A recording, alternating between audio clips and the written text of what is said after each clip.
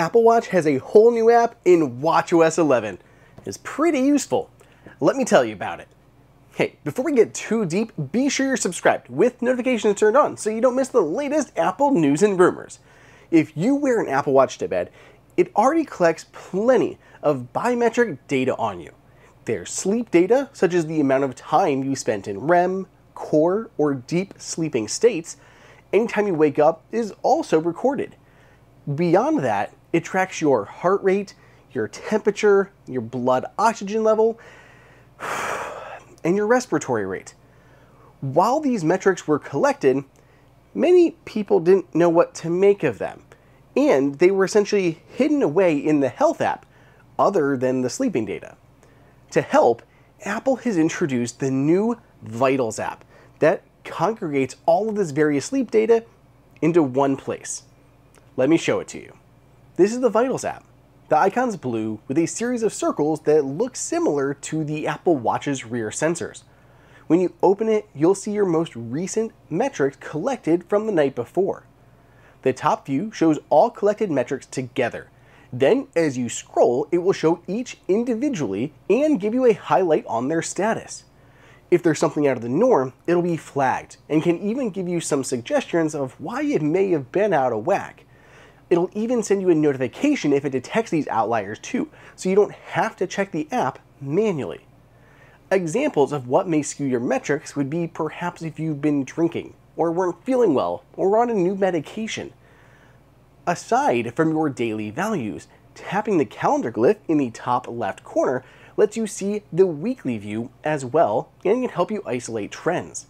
Right now, there's no other way to view historic data in the Vitals app. This is something that I'd love to see. Going back, maybe with a swipe, to see data from the last few days on its own instead of just the week view, at least from your wrist. You can view the information from Vitals on your iPhone. In the Health app, you can find each of the metrics by themselves, or if you search Vitals, you'll find just that, the same data that is displayed on your Apple Watch, but in the Health app.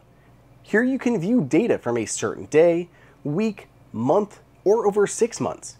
You can see here that I actually had 2 days where my wrist temperature was high, and sure enough, that looks to correspond to when I was ill. Back on the Apple Watch, Vitals can be added as part of the Smart Stack. That makes it easily glanceable when you wake up in the morning. Similarly, it supports complications and can be added to your watch face. I like it here on the modular Duo one. While we're on the topic of sleep metrics, let's get into sleep tracking a bit. Apple has made 2 important changes with watchOS 11.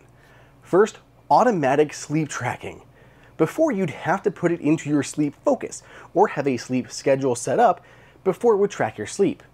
Now it can automatically do that. Once it detects you're sleeping, it'll record you. The second thing is naps. Sleep tracking officially supports naps and can automatically recognize them. If you take a nap during the day, your watch will at least capture the duration and add it to your sleep for the day. I don't really take naps, but one day I wasn't feeling well, so if we go back and look, you can see this extra column here to the right. That was a nap it detected and shows me how long I was down. I'm curious, how many of you actually already wear your Apple Watch for sleep tracking? Sound off down below in the comments if you do, and if you've already tried the new Vitals app. If we can put this video on park for just a second, I've got to show you the new 70My A510 dash cam, my sponsor for this video. The A510 is an affordable, feature-packed camera that will help protect you and your vehicle while parked and on the road. It's super easy to install, both the front-facing and rear-facing cameras in just a few moments. Plus, it pairs instantly over Bluetooth. Video is captured at 1944p resolution thanks to the onboard Sony Starvis 2 IMX675 sensor that looks amazing in both day and night. Easily enough to read passing license plates or signs. I was really impressed with the low-light 70My night owl vision while traveling down these country roads. The driver assistance feature gives you real-time alert for potential impact and lane departure for added safety. Lane departure. And its internal GPS keeps track of your route. If an incident should occur, it can provide necessary data, including precise coordinates, speed, and time. My favorite feature though is Smart Parking Guardian mode. It records a time lapse while parked to monitor your vehicle while away. And if someone hits you, its G sensor will trigger automatic video capture to see what happened. These days, I don't risk it. I don't drive without having a dash cam installed. The 70Mi A510 has its bases covered with copious smart features, front and rear facing cameras, high resolution video, night vision, parking guard, and 4G connectivity. Keep yourself protected by picking one up today. I put the link down below in the description. Go check it out. With all Apple is doing to make sense of the data it collects, what sensors may we see on future versions of Apple Watch? Rumors have swirled for a while about what future Apple wearables may be capable of. I've talked about them at length in my last Rumor Roundup video, which I've linked here. But to hit them all again for you. As we discussed, Apple Watch already has a ton of sensors baked into it. So what's realistic for a future version? There are 4 things I expect to see over the next few years. Starting with blood pressure. This has been a long-standing rumor, and I do expect we may see this as soon as this year. It could possibly be able to even detect hypertension, though don't expect a big reclassification as a medical device. The route I see Apple taking is similar to how it approached body temperature. It's able to monitor it and give you alerts if something looks out of place. It certainly won't have a dedicated blood pressure button and won't be able to capture on-demand systolic or diastolic readings. I think this would be one of the most useful sensors Apple could possibly add and would be a proactive way to inform users of their health and possible concerns. Not everything requires wholly new sensors though. Sleep apnea is something Apple could do now with many of the sensors it has. I even thought we'd see this in watchOS 11, but I guess not. Other wearables are doing this, but I suspect Apple only wants to go there if its data is reliable enough to be useful. It doesn't want to scare people into thinking they have a problem when they don't. That's why they were so late to the party with native sleep tracking to begin with. Apple is probably collecting data that it's using on its studies, just like it did with the Vitals app before introducing it as a feature. Similarly, stress is another area for Apple to explore.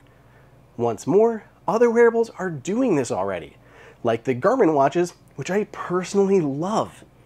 Apple's team already helps to manage mental health and stress by way of the Mindfulness app, the new Journal app, mood tracking, Yoga on Fitness Plus, and more. Stress is a natural next step. My intuition says that Apple has come short of implementing this because it's something that's super hard to visualize and measure accurately. I did think it was reasonably accurate on my Garmin, and I'd love to see Apple's take on it too. It could tie that stress and anxiety into other services and make it smarter and more helpful. Finally, and this is the long shot play, glucose monitoring. There is currently a direct to Apple Watch glucose monitor, but it involves putting a little sensor under the skin every 10 days. Apple instead wants a non-invasive monitoring solution. Unsurprisingly, I think this will eventually happen, and Apple will take the same approach I've already outlined above. It'll track your blood sugar trends, giving users a warning that their blood sugar is trending high, and they may be pre-diabetic. By giving people these early warning signs, they can potentially prevent it altogether, but via lifestyle changes, or see a doctor to help find proper treatment before it gets more serious. If and when Apple does roll this out, there's going to be a huge influx of people racing to their doctors. It really needs to make sure it nails this to not cause unnecessary fear and worry, let alone extra work for doctors. We already saw that with the whole emergency SOS thing, errantly calling 911 when it didn't need to. I think this new Vitals app is a useful, responsible step for health monitoring, and I'm excited about what Apple has coming down the line. Let me know down below in the comments what you think. Be sure you're subscribed, and I'll see you in the next video.